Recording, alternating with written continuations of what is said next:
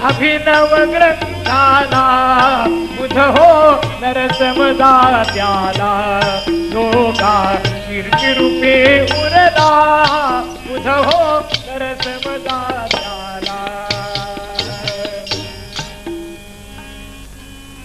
आणि देशासाठी लढणं, जीवनभर देशसेवा करणं, स्वातंत्र्य युद्धामध्ये मृत्यू पत्करणं, ही जशी कामं आहेत समाजाच्या उपयोगाची, तसं शुद्ध संशोधन करणं निरनिराळ्या विषयांचं, मग ते कुठलंही असेल, तर्कशास्त्र असेल, वेदांतशास्त्र असेल, आजचं विज्ञान असेल, भूभौतिक असेल.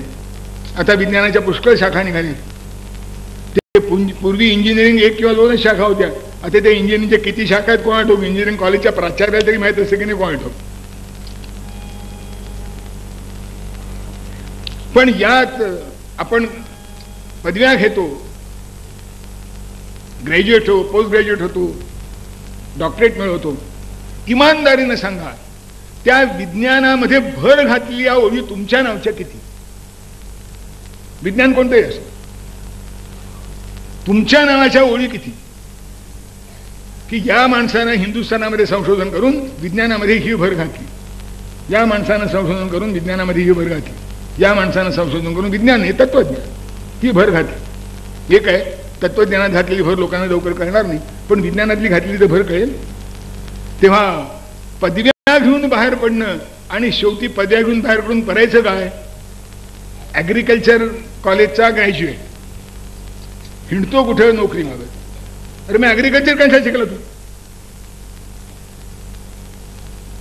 शेवटी नोकरी हेच जर सगळं असेल, ते इंग्रजांचं कर्तृत्व आहे, त्यात येईल पुढं.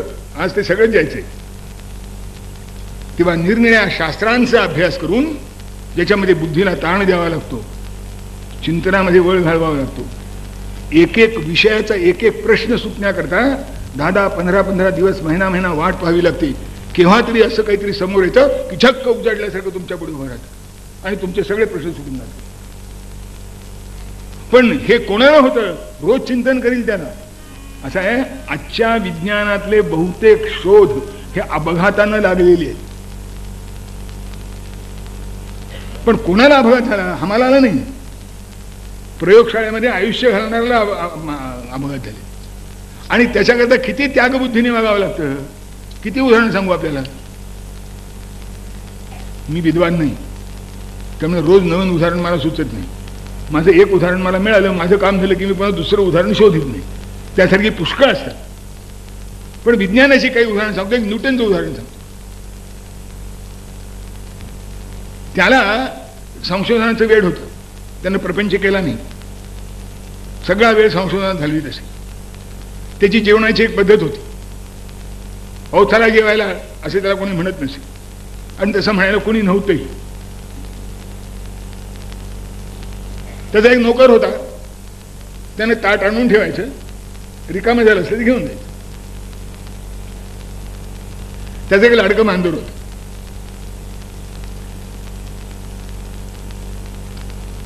आता एक दिवस काय झालं, त्या नोकराने ताट आणून ठेवलं. हे आपल्या प्रयोगात घडले होते. काय चाललं होतं त्यांचं. मांजर आलं. त्यानं आता मांजर असते, त्यानं थोडा वेळ आपला धनी आपल्याला काही देईल याची वाट पाहिली. धनी काही देत नाही असं पाहिजे. पुढं सरकलं. त्यांनी सगळं चट्टामट्टा केला, स्वच्छ केलं ताट. माणसापेक्षा चांगली जेवतात ना कुत्री मांजर. ताट स्वच्छ, ताट स्वच्छ केलं. जिभीनं चाटून बसून निघून गेलं. ते निघून गेलं. यांचं हे सिद्धीवर आले आपल्या प्रयोगातून.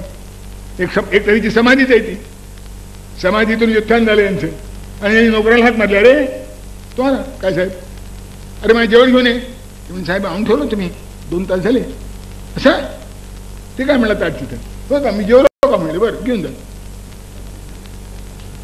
ऐकायला सोपं आहे. आपल्या प्रयोगाच्या संशोधनात असताना, शास्त्राच्या संशोधनात असताना मी जेवलो का जेवलो नाही याचंही भान नाही, हे महत्वाचं आहे. अशी ज्याची वृत्ती असते, असा जो तल्लीन होतो आपापल्या विषयामध्ये, की भान नाही त्याला. मग त्याचा शास्त्र देतो कोणत्याही समोर नाना म्हणतात महाराज, की एकच पाहिजे असं आमचा आग्रह नाही. शोधून रचिनो अभिनव ग्रंथा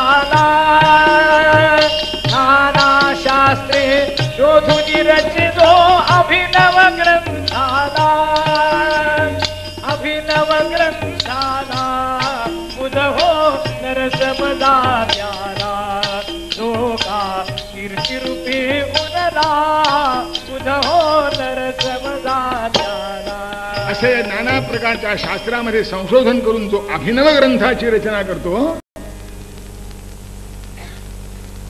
सांख्यांचे सांख्यशास्त्र आहे, कणादांचं तर्कशास्त्र आहे, वेदांत्यांचं तत्वज्ञानशास्त्र आहे, ज्ञानेश्वरांची ज्ञानेश्वरी आहे, तुकोबाचा गाथा आहे, समर्थांचा दासबोध आहे, आमच्या दासगुरू महाराजांचं शंकराचार्य चरित्र आहे. या जातीचे या तोडीचे ग्रंथ असे जो लिहितो तो हा चौथा स्तंभ.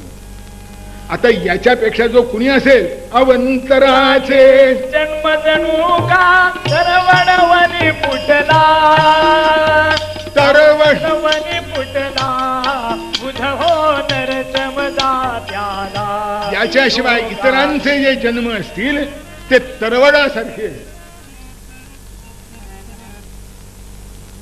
आता ज्याने त्याने आत्मशोधन करावं की आपण या चौघात कुठं बसतो. एक पहिल्यात बसणं शक्य आहे, दुसऱ्यात बसणं शक्य आहे, तिसरा आणि चौथा शक्य नाही. पहिला आपल्या शक्तीप्रमाणे करता येतो. परमेश्वराची सेवा तुमच्या शक्तीप्रमाणे तुम्ही करू शकता. त्याला इतकंच केलं पाहिजे अशी अट नाही, एवढंच केलं पाहिजे अशी अट नाही. पण रणांगणावर जातो आणि पाय लावून पळून येतो हे नाही चालेल. हातामध्ये शस्त्र नाही म्हणून पळून येतो चालायचं नाही. शस्त्र तुमच्या हातात असो नसो, तुम्ही रणांगणावर उभे राहिलात की लढलंच पाहिजे, जसं कारगिलला आपले सैनिक लढले. आत्ताची गोष्ट. तेव्हा पहिलं अवघड आहे, सोपं आहे. तिसरं अवघड आहे, चौथं त्याहून अवघड आहे. कारण एकदाच मरून सुटका होती. ते आयुष्य आहे तोपर्यंत डोकं घालत बसावं लागतं. मग हे पाहते पहा, इकडे पहा, तिकडे पहा, याच्याशी बोल, त्याच्याशी बोल, त्याला वाद करते, याच्याशी वाद कर, ते संपतच नाही कधी आयुष्य. ते आपल्या शक्तीप्रमाणे करतायत.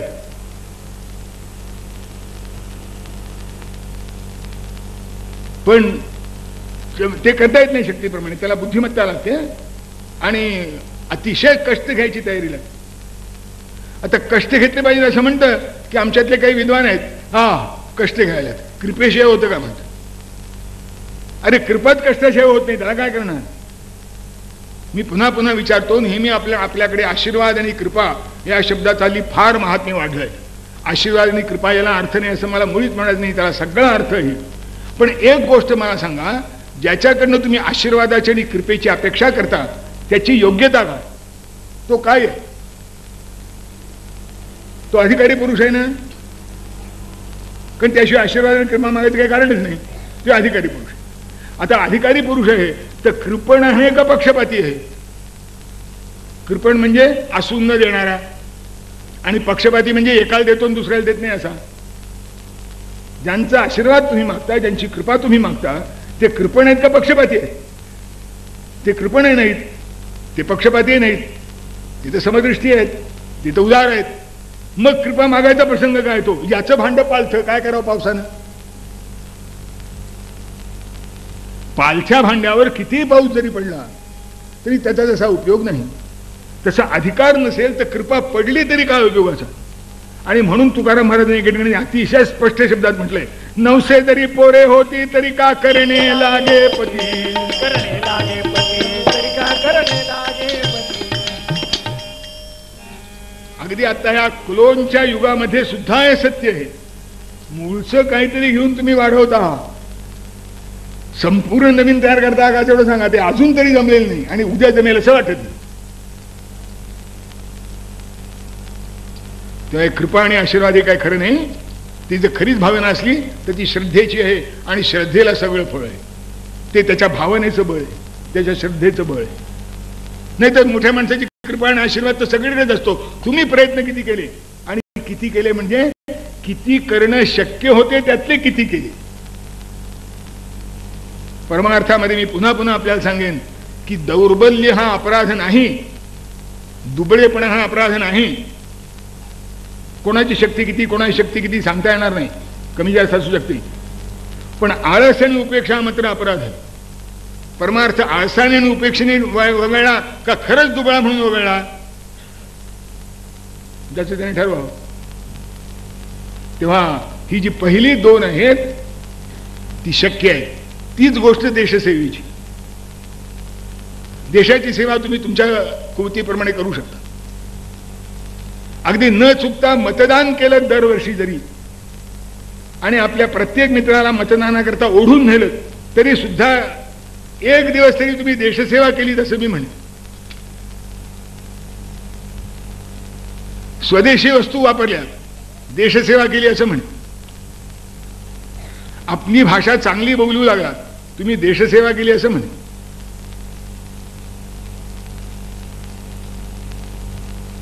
आता आणखीन किती देशसेवा खाली आणू?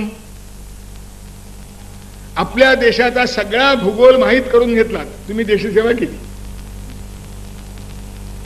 हो, मी त्या परशुराम कुंडहून आलो अरुणाचलमवरून. ज्याने त्याने मला विचारलं तुम्ही कुठे गेला होतात? म्हणजे परशुराम कुंडाला. कुठे म्हणले? चिपळूण जवळ आहे का? कारण तिकडे चिपळूणचा एक परशुराम माहिती. आता हे त्या पूर्वोत्तर सीमेच्या टोकाला अरुणाचलमच्याही टोकाला आहे.